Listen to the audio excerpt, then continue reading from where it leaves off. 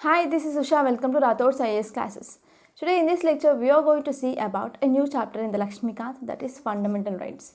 This fundamental right is very important regarding both the prelims and also the mains point of view. Before getting started, let us see some of the introduction regarding these fundamental rights. So if you see the other parts of the constitution, that is part 3, part 4 and the part 4a of our Indian constitution.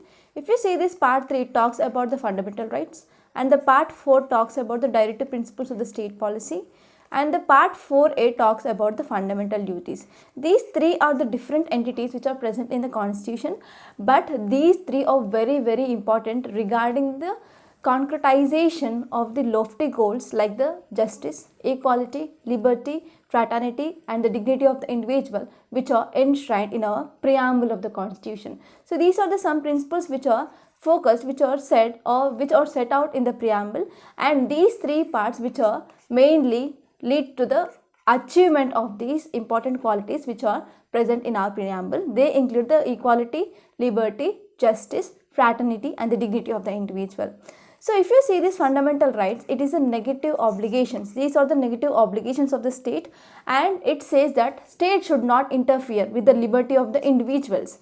And the next is the DPSP, and this directive principles of the state policy, it is a positive obligations of the state, and the state should take the steps mainly for the welfare of the people.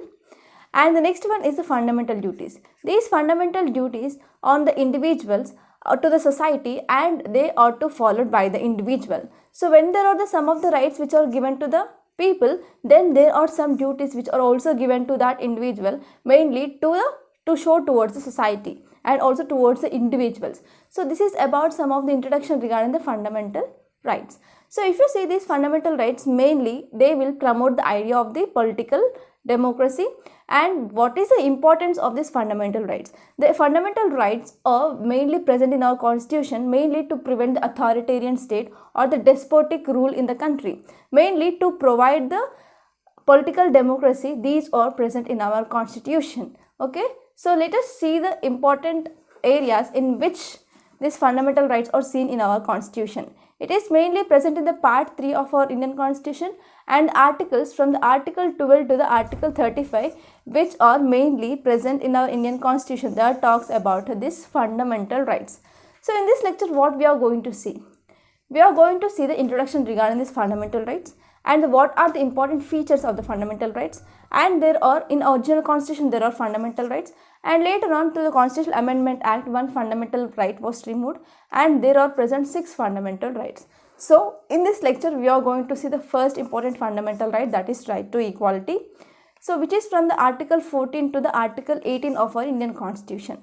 And we are also going to see what the article 12 says and what is the article 13 says about this. So let's get started with our discussion today. So if you see these fundamental rights, they are enshrined in the part 3 of the constitution, mainly the articles from the article 12 to the article 35 of the Indian constitution. And if you see in this regard, the framers of the constitution, they derived the inspiration of these fundamental rights mainly from the constitution of the United States of America. In United States of America, some basic rights which are provided to the citizens of the USA, they are called as a bills of right. From these bills of the right, this fundamental rights was taken. Okay, and the next important introduction regarding this fundamental right is the part 3 of the constitution, which is rightly described as the Magna Carta of the India. So this is very important regarding the prelims point of view. So which is the Magna Carta of the India? That is the fundamental rights. So it contains a very long and also the comprehensive list of the justifiable fundamental rights. So if you see, these are the mainly justifiable. So when you talk about the fundamental duties and also the DPSP, Directive Principles of the State Policy, they are not enforceable. Only these fundamental rights are enforceable. And if at all, what is the meaning of the enforceable? If at all any fundamental rights of the individual which is guaranteed by the constitution, it is violated by the state, then this person, it have the right to go to the directly to the Supreme Court. Why? Supreme Court, it is a guarantor of the fundamental rights of the individuals. Okay, and the next one is it will uphold the equality of the individuals, dignity of the individuals, and also the larger public interest and the unity of the nation. So these are some of the important points regarding the fundamental rights. So if you see, the important point is the fundamental right mainly meant for the promoting of the ideal of the political democracy. When you are talking about the social and economic democracy, that is through the DPSP, and if you see the political democracy, it is mainly through the fundamental rights. And in the original constitution, there are about 7 fundamental rights, and they include right to equality, that is from the article 14 to article 18 of the Indian constitution. And the next one is the right to freedom, that is from the article 19 to the article 22. And next one is right against exploitation, that is from article 23 and the article 24. It mainly talks about the child labor, forced labor, and also the trafficking of the humans. And the next one is right to freedom of the religion. It is talking from the article 25 to 28 of the Indian constitution. And the next one is the cultural and the educational rights from the article 29 to article 30. And the next one is the right to property, that is from the article 31. And the next one is the right to constitutional remedies, that is from the article 32. So if you see this right to property, it is removed and it was made as a legal right. Now it is not a fundamental right. So through the Constitutional Amendment Act, this right to property was removed. Okay, so if you see this right to property, it was deleted from the list of the fundamental rights mainly by the 44th Constitutional Amendment Act of 1978.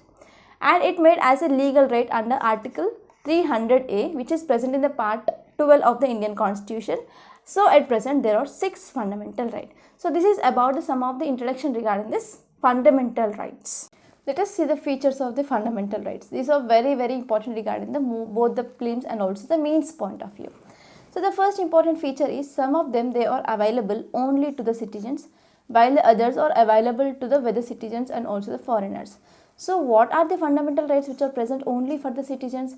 They include Article 15, Article 16, Article 19, Article 29 and Article 30. So these are the 5 important fundamental rights that are only available to the citizens but not to the foreigners.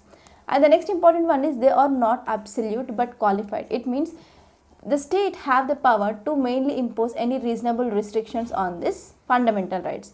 And the next one is, however, such restrictions they are reasonable and it is not to be decided by the courts. So this is a one important feature that you should remember. They are not absolute, they are qualified. That means the state can impose any restrictions on these fundamental rights.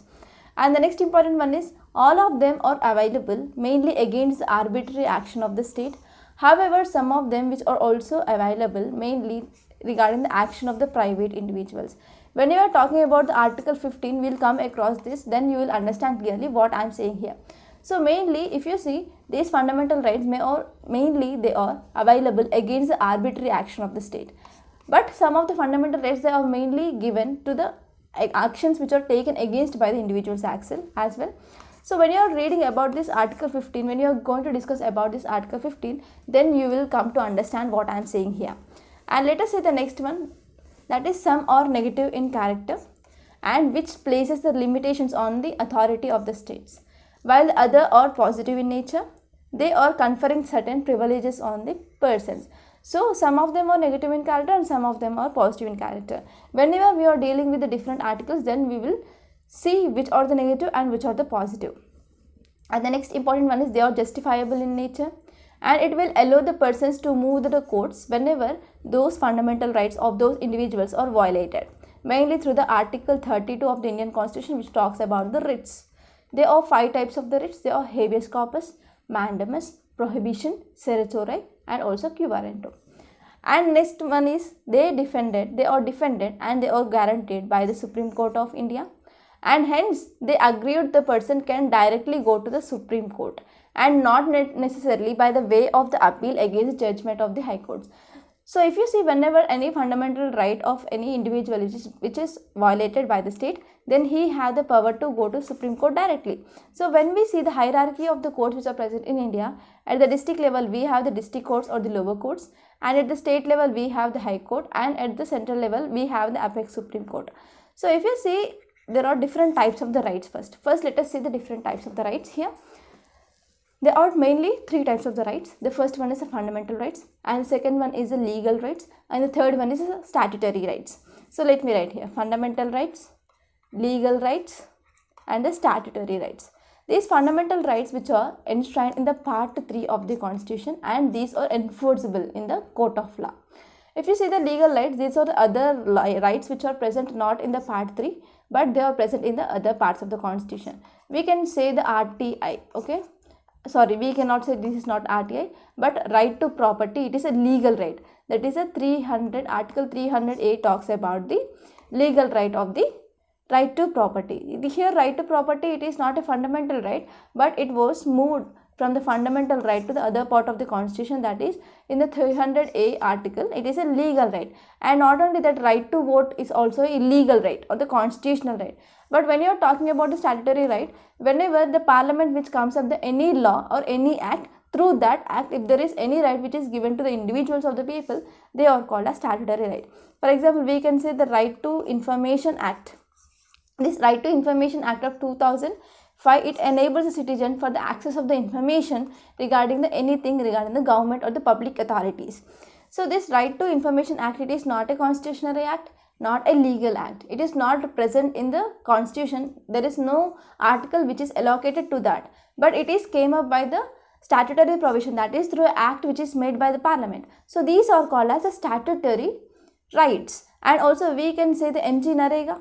MG Narega, it is the right to work, it is guaranteed the right to work, but it is not a constitutional act or not a fundamental right, but it is MG Narega which is the statutory right. So whenever there is a fundamental right, is the legal right is there.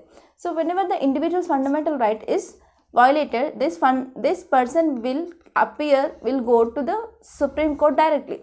Whenever the legal right of this person is violated, he cannot move to Supreme Court directly.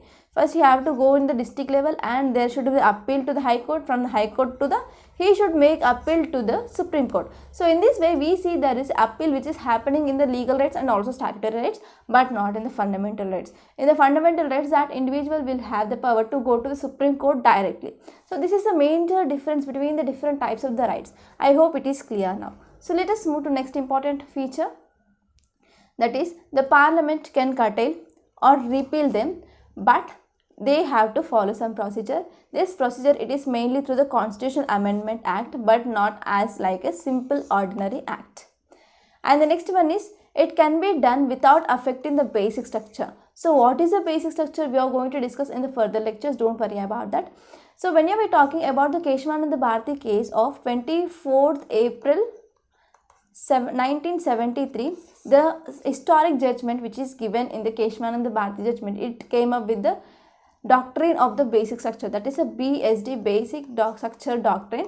And this basic structure doctrine is very important thing. So it says that according to the article 368, there is a power given to the parliament mainly to make any changes which are regarding the constitution.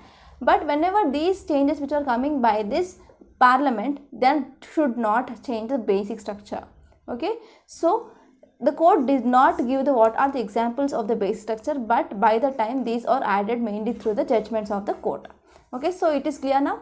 So let us see the next important feature. They can be suspended during the operation of the national emergency, but whenever there is operation of the national emergency is happening, only the rights of the 20 and the 21 cannot be take away. Okay, only the other than the article 20 and the 21, they can be suspended by the government. And the next one is, the further there are 6 rights which are guaranteed by the article 19. Article 19 will talks about the right to freedom, and in this right to freedom there are again 6 subclasses, and these 6 rights which are guaranteed mainly by the article 19, they can be suspended only when the emergency which is declared on the grounds of the war or the external aggression, but not on the grounds of the armed rebellion, that is internal emergency. Okay, so these are the some of the important facts that we are going to again discuss whenever we are going to see the emergency provisions as well. So these are the some important points that you should remember regarding the prelims. You may get a frequent questions in the prelims regarding these fundamental rights. They can be suspended during national emergency or internal emergency or based on the armed rebellion, etc. Okay, so in this matter you should be clear that only article 20 and article 21, they cannot be suspended during the emergency, that is national emergency. But the fundamental rights regarding the article 19, they can be suspended only on the grounds of the war or the external aggression, but not based on the internal emergency. Okay, so let us see the next important feature. Their scope of operation, which is limited by the article 31A. and also Article 31B and Article 31C. Don't worry about this Article 31A, 31B and 31C. These are mainly regarding the land aggregation, okay. So we are going to discuss this in the further lectures. Don't worry about it. We are going to discuss these topics very detailedly, such that everything will be clear regarding the fundamental rights. And let us see the next important feature. The members of the armed forces, paramilitary forces, police forces and also intelligence agencies and also the analogous services, they can be restricted or abrogated by the parliament. So there is a fundamental rights which are not available to these people, okay. And the next important feature is their application can be restricted by the martial law which is in the force. This martial law which is talked in the Indian Constitution in the Article 34. This Article 34 talks about the martial law. So we do not know what is exactly what happens in this martial law, because till now there is no imposition of the martial law happened in the India from the post-independence onwards. And the next one is the most of them they are directly enforceable, while the few of them they are enforced on the basis of the law and they made for giving effect to them. So whenever we are making any such law regarding this directly enforceable nature, and these are made by the Parliament of India and they are not made by the state legislatures. So it is only we are seeing the central government dominance over the state government. So we can see again the federal characters with the unitary bias seen in this constitutional amendments, okay. And let us see the Article 12 of the Indian Constitution. So Article 12, it talks about the definition of the state. So let us see the definition of the state. The term the state has been used in the different provisions which are concerning the fundamental rights. When we are talking about each and every fundamental rights, there is a statement regarding the state. So whenever the statement which is regarding any article, we see there is a state that is present. So what is a state actually, correct? We have to remember we have to know first what is a state. Whenever we are reading this other fundamental rights, frequently we come across this word state. So first of all, let us see what is the definition of the state. And if you see this Article 12 has defined the term of this purpose of the part 3, and according to this Article 12, the state includes the following.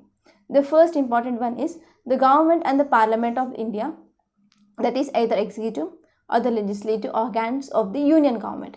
Here the government and also the Parliament of the India, mainly at the central level, they are called as a state. And the second one is the government and the legislatures of the state, they may be the executive and the legislative, they are also comes under the state. And the next one is the local authorities, they may include the panchayats, municipalities and also the district boards and also the improvement trust, they all comes under this state. And the next one is all other authorities, that is the statutory or also the non-statutory authorities, they include the LIC, ONGC, SIDE, etc. They are also comes under the state. And the next one is according to the Supreme Court, even the private body or any agency which is working as an instrument of the state which falls under the means of the state under the Article 12. So we can say the central government, state government, local government and also the statutory and the non-statutory authorities and also even the private bodies which are working as the instrument of the state, then also we can say as a state according to the Article 12 of the Indian Constitution. So these 4 provisions that you should remember, because it is very important regarding the prelims point of view. And let us see the next important article, that is Article 13. So if you see this Article 13, it have the mainly 3 subclasses: Article 13 subclass 1, Article 13 subclass 2, Article 13 subclass 3, Article 13 subclass 4. So let us see these each and everything. The first one is Article 13(1). So if you see Article 13, it declares that all the laws which are inconsistent with or in the derogation of any fundamental rights, it shall be void. Okay, so it is mainly talking about the whenever any laws which are made in the pre-constitution, okay, whenever these or the laws which are made before the constitution was adopted, then if these laws they are not equal or they are not what should I say,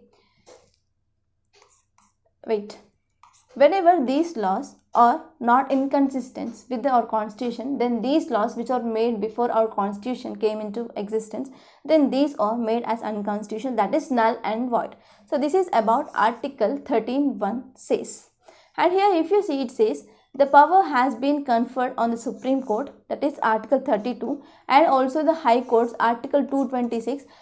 Into this Article 32 and the Article 226, the power which is given to the Supreme Court and also the High Courts respectively, mainly to make any laws which were made before the Constitution came into existence as the unconstitutional and also invalid, mainly on the grounds of the contravention of any fundamental right. So whenever we see any law which is made before our constitution came into existence, then those laws which are mainly in the contravention with the fundamental rights or abridging the fundamental rights of the individuals, those laws are made as the null and the void.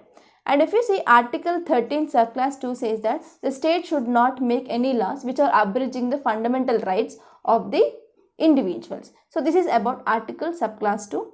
And if you see the Article subclass 3, it talks about the law. The term law in the Article 13 have been a wide connotation so as to include following. So if you see the Article 3 of our Indian Constitution talks about the law. So here these laws mainly includes the permanent laws which are mainly enacted by the Parliament and also the state legislature.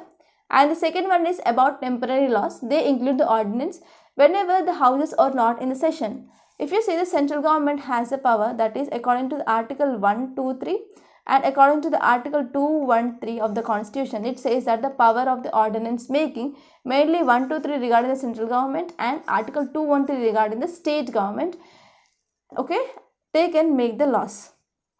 So the laws may also include the temporary laws. They are called as ordinances which are issued by the president or the state governors by using the Article 123 and also the Article 213 of the Indian Constitution. And the next one is the statutory instruments, and in this nature of the delegation of the legislature or the executive action or by the order or by the bylaw rule or by the regulation or the notification, whenever anything that is came up by these governments, it also comes under the law. And the next one is non-legislative sources of law. They may be the customs or the usage having the force of the law. So these are the four important things that were included in the Article 13 subclass 3. It describes about the what is the law. And let us see the Article 13 subclass 4. So if you see this Article 13, it also declares the Constitutional Amendment Act is not a law. So if you see here, it includes the temporary law, it includes the permanent law, it includes the statutory instruments, and it includes the non-legislative source of law, but it does not include the constitutional amendment. Later on, this was challenged in the Supreme Court, and it was mainly because of this famous Golaknath versus State of Punjab case. And in this Golaknath versus State of Punjab case, Supreme Court held that the Constitutional Amendment Act will also comes under the law, and it was added mainly through this Article 13(4) by the 24th Constitutional Amendment Act. So now the law also includes the Constitution Amendment Act as well. And later on, however, the Supreme Court held that in the Keswanand Bharti case of 1973, that a Constitutional Amendment Act can be challenged in the ground that if violates the fundamental rights and that forms a part of the basic structure of the Constitution. So this is the important thing. Through the Golaknath versus the State of Punjab case, mainly added the 24th Constitutional Amendment Act, that the Constitutional Amendment Act will also be law.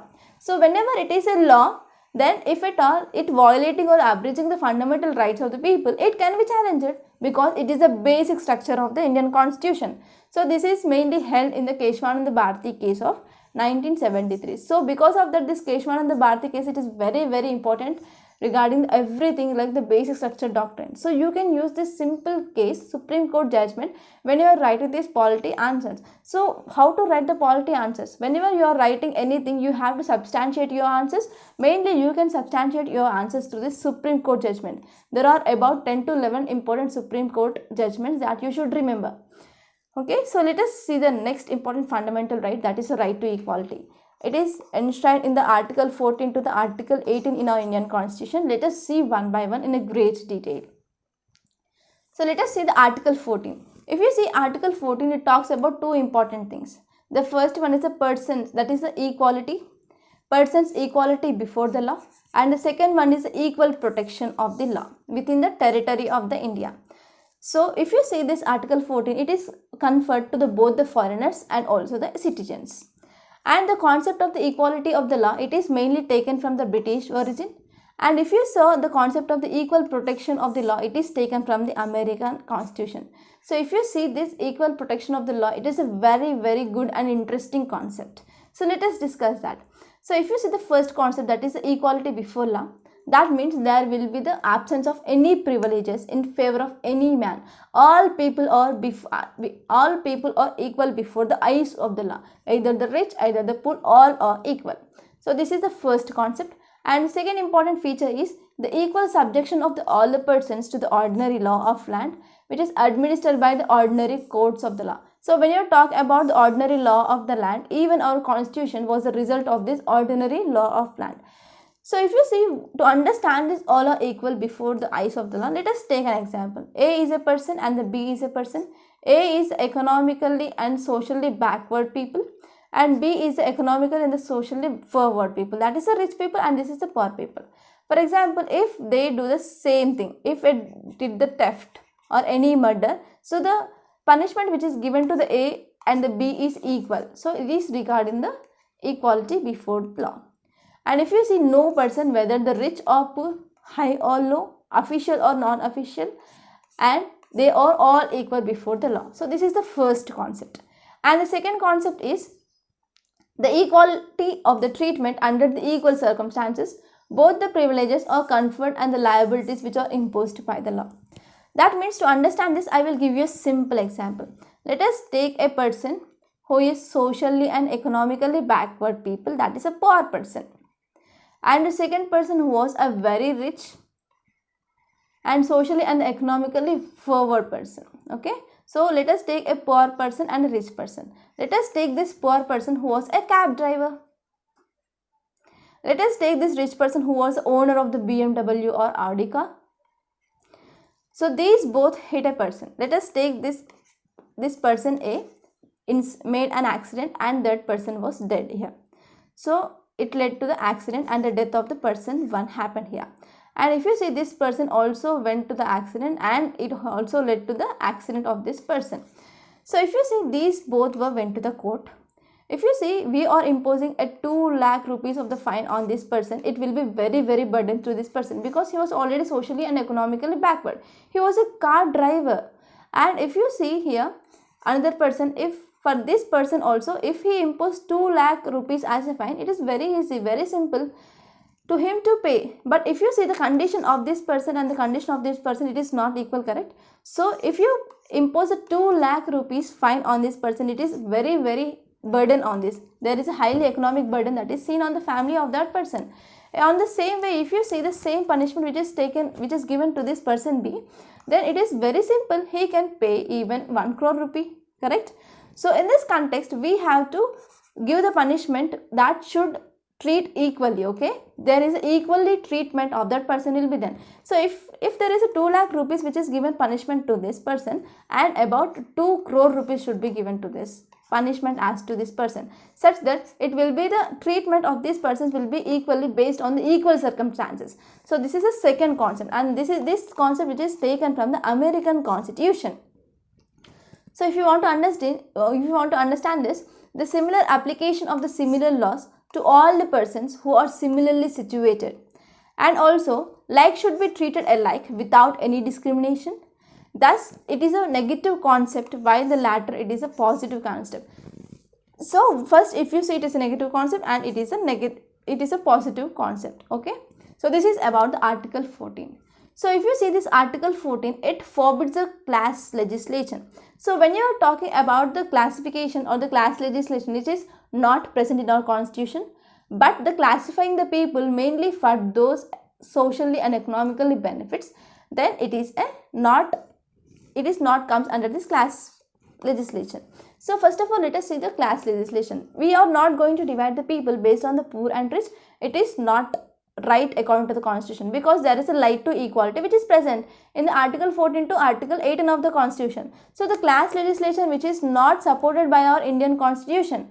But if you see, whenever we are going to classify the people based on those income, then it will be not a wrong thing, because we are classifying the people mainly to provide the benefits for those people. For example, to understand this, whenever there are any schemes which are came up by the government, like any scholarship schemes, like any any government schemes mainly for the development of these people, how can we provide these schemes which are given to that people? So first we have to classify those people, and later on the benefits of this scheme will be guaranteed or they will reach those people.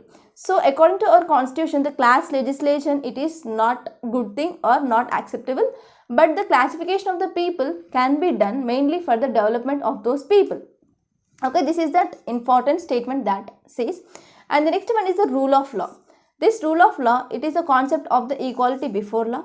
So it is an element of the concept of the rule of law, which is mainly propounded by the A.V. Dicey. This A.V. Dicey was a British jurist, and this concept says about three important things. That is the rule of law, which says about the three important things. These three important things that you should remember. You may get a direct question regarding the what is the rule of law, in which part of the constitution this rule of law was taught, and from which constitution, either the British or the American, in which constitution this was taken up. So it is a concept of the British jurist. So if you see these three elements, they include, the first one is the absence of the arbitrary power, that is no man can be punished except or the breach of the law. So whenever there is a law, this law it is breached by that person, then only there will be punishment. If at all there is no law at all, then this person cannot be punished at all. Okay, so this is the first important thing. And the second one is equality before the law. That means the equal subjection of all the citizens, either the rich or poor, high or low, official or non-official, to the ordinary law of land. That is the Constitution of the India, which is administered by the ordinary law courts. So this is the second important thing. And the third important thing is the primacy of the rights of the individual, that has Constitution is the result of the rights of the individual as defined and enforced by the courts of the law, rather than the Constitution being the source of the individual rights. So this is very, very important, because the Constitution is formed because of the rights of the individual, but the Constitution, it is not the source of the individual rights. So this is very, very important concept regarding the rule of law. So these are the three important things that talked by the A.V. Dicey regarding the rule of the law. So if you see, this Supreme Court also held that this rule of law, it is a basic structure of the Indian Constitution. Okay. And if you see, there are some exceptions as well, because these rights are not absolute. There can be some of the reasonable restrictions that was placed by the state. And if you see these exceptions to this Article 14, they include, the first one is President of India and also the Governor of the state. They can enjoy the immunities as well according to the Article 361. So those immunities which are enjoyed by this President of India and the Governor of the state, they include, the first one is the President or the Governor is not answerable to any court that exercise the performance of the powers and also the duties of the office. So these are not answerable to any court of exercise and also the performance of the power. So this is the first immunity. And the second one is no criminal proceedings that shall be instituted or continued against the President of the Governor of the state in any court during this term of the office. That means no criminal proceedings as well. And the next one is the no process of the arrest or imprisonment of the President and also the Governor. Okay, so these are the three immunities. And also the next one is there is no civil proceedings as well. No criminal proceedings and also the no civil proceedings, and they are not answerable, and there is a no process of the arrest or the imprisonment. So these are some of the immunities which are enjoyed by the President of the India and also the Governor of the state. And the next important exception is no person shall be liable to any civil or the criminal proceedings in the court in respect to the publication in a newspaper, either the radio or either the television as well. Okay. And the next one is no member of the parliament shall be liable to any proceedings in any court in respect to anything that is said to or any vote given by him in the parliament or any community. That means, what is this? If at all there is a voting is happening, if at all any member of the parliament vote against that or vote forwarded, he will not give any, he will not be taken or he will not be imprisoned, and there will be no proceedings that will be happen. And the next one is no member of the legislature of a state shall be liable to any proceedings in any court with respect to anything said or any vote which is given by him in the legislature or in any community. So there are both the member of the parliament and also the members of the state legislature as well as they have the immunities. And the next important one is the foreign sovereigns or ambassadors and also diplomats. They enjoy certain immunity regarding the criminal and the civil proceedings as well. And the next one is the UNO, that is United Nations Organization, and also its agencies. They enjoy the diplomatic immunity. So these are some of the exceptions that you should remember regarding the Article 14. And let us see the next article, that is Article 15. So if you see the Article 15, it talks about the prohibition of the discrimination on certain grounds. So if you see the Article 15 subclass 1, it provides the state shall not discriminate against any citizen mainly on the grounds of religion, race, caste, sex or the place of the birth. So they include the first one is religion, second one is race, third one is the caste, fourth one is the sex and the fifth one is the place of birth. There may be the restriction that may be imposed by the state on the 6th ground, 7th ground, 8th ground, 9th ground, 10th ground, so on. But these are not the basis of the grounds, okay. So the state cannot discriminate based on the religion, race, caste, sex, place of birth, but there can be the other grounds like the 6th ground. There may be imposition of the restriction, and also there will be discrimination based on the 7th ground, discrimination based on the 8th ground, discrimination based on the 9th ground, discrimination based on the 10th ground, so on, but not on these 5 grounds. They include religion, race, caste, sex and the place of birth. So these are the things that you should remember. And the next one is the word discrimination means what? To make any adverse distinction with the regard to or to distinguish unfavorably from others. So this is the importance regarding the discrimination. And if you see the word which is used on here, that is only of, only. So this is the important thing. Only means there will be the other grounds on which the discrimination can be accepted by the state. And if you see the Article 15 subclass 2, it says that no citizen shall be subjected to any disability, any liability, any restriction or the condition on the grounds of only again religion, race, caste, sex, place of birth with regard to mainly the access to the shops, to the access to the use of the public resorts. Okay, so let us move to again subclass 1. So this says that about the state, whenever the state it is discriminating on the individual, then it is talking about the Article 15 subclass 1. So what about when there is a discrimination that can be done by the individual citizens as well? So whenever there is individual citizens which are discriminating based on this religion, race, caste, sex and the place of birth, then it will comes under the Article 15 subclass 2. Article 15 subclass 1 talks about the discrimination done by the state, and Article 15 subclass 2 talks about the discrimination will done by the individuals regarding the access to the shops, access to the public restaurants, access to the hotels, places of the public entertainment, and also the use of the wells, use of the tanks, use of the bathing ghats, use of the roads and the places of the public resorts, etc. Mainly they are dedicated for the general public use. And if you say there are some grounds as well, there may be the discrimination that can be accepted. They include the 6th ground. For example, if you have any communicable disease, if at all there is an increase in the spread of that disease, mainly if they use the common wells or the bathing tanks, then he can be discriminated. So there are the other grounds that there may be discrimination will be placed, that is on the 6th ground, 7th ground, 8th ground, etc., but not on these 5 grounds. Okay, I hope it is clear now. And let us see the exceptions of this general rule on the discrimination. So when you are talking about this exceptions, there are the further subclasses of the Article 15. So the first exception is the state is permitted to make the special provisions for the women and also the children. For example, there can be the reservations which is provided for the seats in the women in the local bodies, and also in the regarding the children there may be the free education for the children, and also we see there is a regarding the children there is a midday meal program, and we also see the ICDS program. So these are the programs mainly for the special provisions which are given to the women and also the children. So this is the Article 15 subclass 3.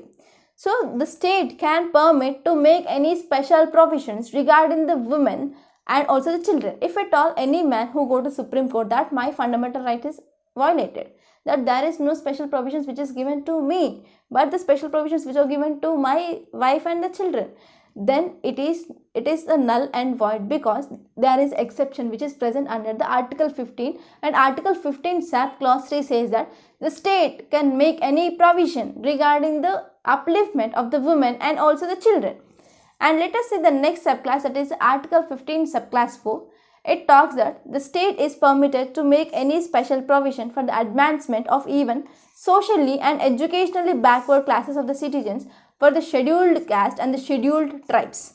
So for these people also, because of the historically they were mostly downtrodden people, these people were mostly affected by the British rule, and also not only British rule, from the Vedic period onwards they are mostly discriminated people, and in the Varna system they were placed outside this Varna system, such that there is historically there is a loss which has happened to these people. So mainly to the upliftment of these people, the state can make any special provisions regarding this economically and the educationally and the socially backward people, regarding the SCs and the STs, and it comes under the Article 15 subclass 4 of Indian Constitution. And for example, you have to remember one important case here, that is the Champakam Durarajan case. So what is the Champakam Durarajan case? This case was mainly called as Champakam Durarajan versus the state of Madras. So what happened? One student, that is Champakam Durarajan, he went for the seat in the medical college in the Madras, and there are some seats which are reserved for this SCs and the STs, and the seat for this Champakam Durarajan was denied by the college. Then she went to the Supreme Court that my fundamental right, it is violated because there is a reservation which is given on the basis of the religion. So according to the 15 subclass 1, it says that there is no discrimination based on the religion, caste, race, sex and the place of birth. But here based on the religion, that is a caste, here there is a discrimination that is seen. So it is violating my fundamental right. Then Supreme Court held that it is unconstitutional. So again the Parliament, mainly to give the status or the special provisions for the advancement of this socially and the educationally backward classes, that is SCs and STs, they came up with the first constitution amendment of 1951, and they added this provision, Article 15 subclass 4 in the Indian Constitution, such that it will make the fundamental right to the people of the backward, socially, educationally backward classes to have the reservations. Okay. And the next important subclass is the Article 15 subclass 5, and it is again added to the 93rd Constitution's Amendment Act of 2005. So let us see what is this Article 15 subclass 5 talks. The state is empowered to make any special provision for the advancement of any socially and educationally backward classes of the citizens of the scheduled caste and also scheduled tribes, mainly regarding to their admission to these education institutions. They include the private education institutions and also whether they are aided or unaided by the state, except the minority education institutions. So this is regarding that. And the next important one is the state is empowered to make any special provisions for the advancement of the economically weaker sections of the citizens, and it is mainly through the Mandal Commission. This Mandal Commission report came up with there are not only the SC and the ST which are socially and the backward classes, there are some economically weaker sections of the society. There are about 52% of the people, they are economically backward, not only this SC and the ST, and with removing of this SC and the ST, there are 52% who are economically backward classes, and this Mandal Commission report said that there should be the 27% of the reservation which should be provided for these people. So it is talking about that. And further we saw the state also allowed to make the provision for the reservation of the 10% of the seats for such sections in the admission to the education institutions which are including the private education institutions, and also which are whether they are aided or unaided by the state, and they accept the minority educational institutions. Okay, so there was 27% that is accepted, and also the Narasimha Rao government came up with the additional 10% of the reservation for these subsections as well. Okay, so this is about Article 15, and let us see the Article 16.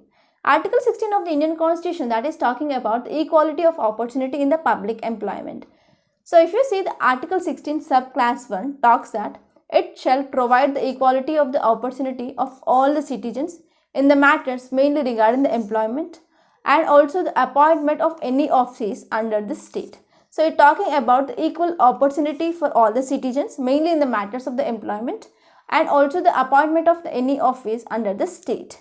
that is talking about the mainly public employment. This is present only to the Indians but not the foreigners. And if you see Article 16 subclass 2, it talks that no citizen that can be discriminated against or ineligible for any employment or office under the states on the mainly grounds on only religion, race, caste, sex, descent and the place of birth or the residence. So these are about 6 grounds. And let us see some of the exceptions here. So the first exception that is talked in the Article 16 subclass 3. The first one is the Parliament can prescribe the residence as a condition mainly for the certain employment or the appointment of the states. And mainly if you see in the states like the Telangana and Andhra Pradesh, there is a resident that is compulsory for the group C and the group D jobs, such that for example if there is a voluntary work that is happening in the Andhra Pradesh which is mainly helpful for the contain of the coronavirus, if at all the residence which is the important feature, important thing, then these people will local people can know in which area who are present and in which area they can do the service better. So in this condition, the residence it is present in the states like the Telangana and Andhra Pradesh. Okay. So if you see this Article 16 subclass 3, it says that Parliament can prescribe the residence as a condition for certain employment or the appointment of the state or the union territory or again the local authority or any other authority, and it is mainly by the Public Employment Requirement to Residence Act of 1957 and it is expired in the 1974. But we have some of these provisions which are present in the states like the Andhra Pradesh and the Telangana. So if you see, Supreme Court also held that whenever the residence which is provided as a requirement for this job, it should not exceed 50% of the reservation for those people who are present in that residence. So the reservation which is given to the people of that residence, but only 50%, we should not exceed that 15%.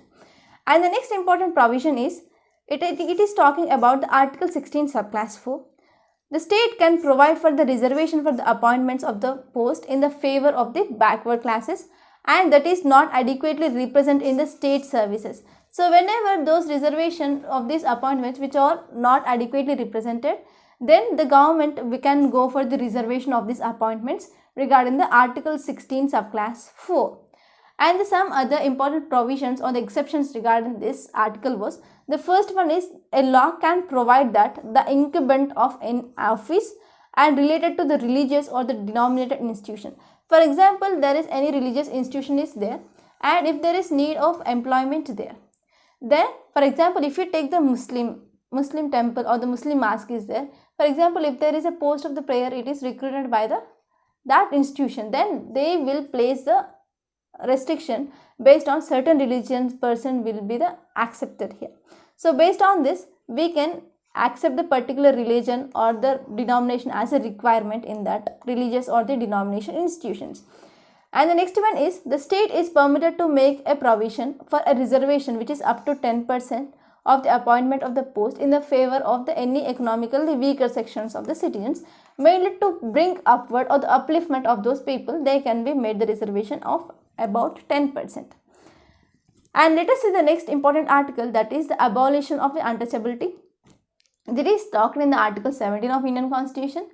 And if you see this Article 17, it talks about untouchability, abolishing of the untouchability, and also forbids its practice in any form, and the enforcement of any disability arising out of the untouchability, and it shall be the offence or the punishable offence according to the law. That means if at all any untouchability which is practiced, and then these practice will be punishable. Okay.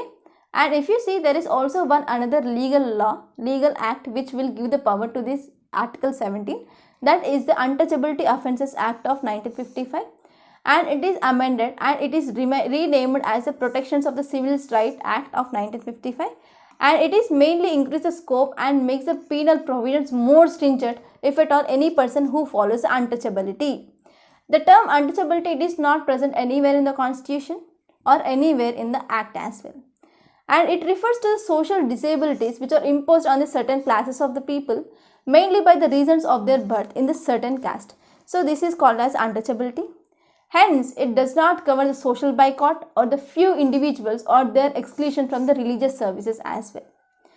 So if you see, The Supreme Court held that right under Article 17, it is available against the private individuals, and the constitutional obligation of the state to take the necessary actions mainly to ensure that right it is not violated.